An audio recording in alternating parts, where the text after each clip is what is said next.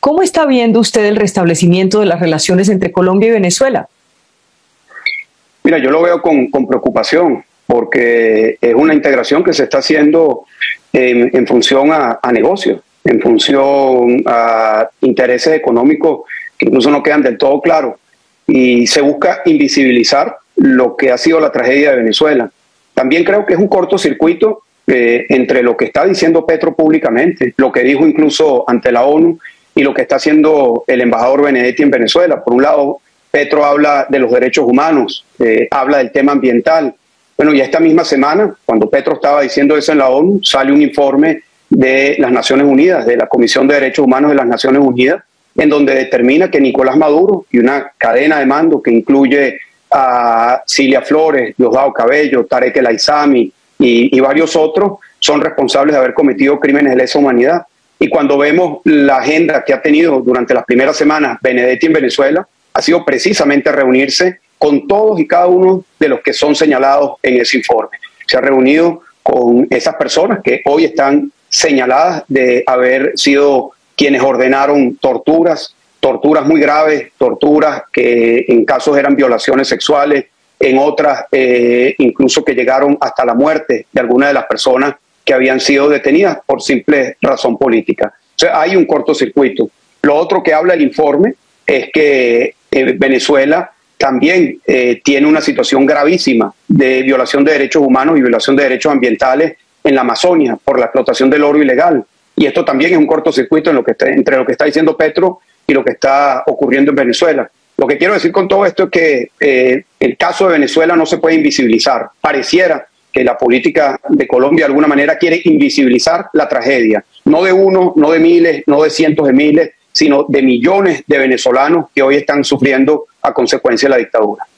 ¿Quién gana y quién pierde en este restablecimiento de relaciones? ¿Quién gana más, Venezuela o Colombia? ¿Quién pierde más, Venezuela o Colombia?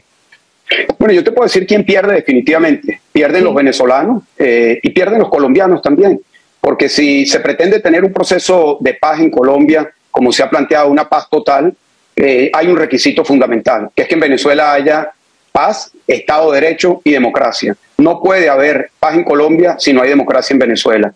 Y esto lo podemos decir con referencia de historia reciente. Lo que fue el proceso de pacificación que se dio con la FARC tuvo una tremenda consecuencia en Venezuela, porque eso llevó a que grupos armados irregulares, la FARC entre ellos, pero también el ELN y otros, se desplazaran a territorio venezolano. Hoy en día esos grupos no están solamente en la frontera, sino están en todo el territorio nacional. Están ejerciendo actividades de crimen organizado vinculados con mafias internacionales, tomando el territorio y, por supuesto, violentando los derechos de los venezolanos. Entonces, en este esquema de buscar simplemente una incorporación de grupos a un proceso de diálogo en Colombia sin atender lo que está ocurriendo en Venezuela, creo que va a ir en contra de la paz y del respeto de los derechos de millones de venezolanos. Pero aquí se ha presentado esto como un gana-gana, es decir, gana Venezuela, gana Colombia. ¿Eso es una farsa? ¿Es una mentira? Yo no lo creo. Yo creo, por ejemplo, cuando se habla mucho del tema de la apertura de la frontera, la realidad es, primero, que quien cerró la frontera fue Nicolás Maduro, no fue el presidente Iván Duque. Segundo, que la frontera prácticamente para efectos de migración y para efectos comercial ha estado abierta.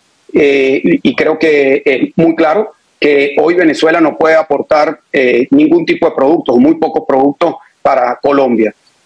Por otro lado, cuando vemos lo que significa el éxodo masivo que continúa habiendo desde Venezuela hacia Colombia, por supuesto tiene como víctimas a los venezolanos, pero también de alguna manera a los colombianos. Y la única manera de parar esa hemorragia de migración que está ocurriendo en todo sentido por causa de una tragedia humanitaria que tiene como origen a la dictadura, es que se pueda tener Estado de Derecho y democracia en Venezuela.